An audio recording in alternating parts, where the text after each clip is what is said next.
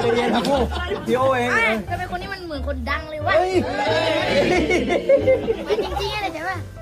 อะไรนะ เหมื พู อนจริงๆเลย เหมือนใครชื่ออะไรเหมือนเหมือน เหมือน ใค ใค ร รเฟม เหมือนใคร เหมือนดาราที่ทำโฆษณาเลย เฮ้ยโฆษณาอะไรนี่ จริงไง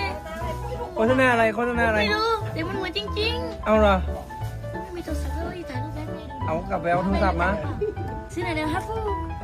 อิ่มนี่อยู่อะฟู อิ่มอ้วกออกมาฮัฟฟู โอ้โหไม่ไป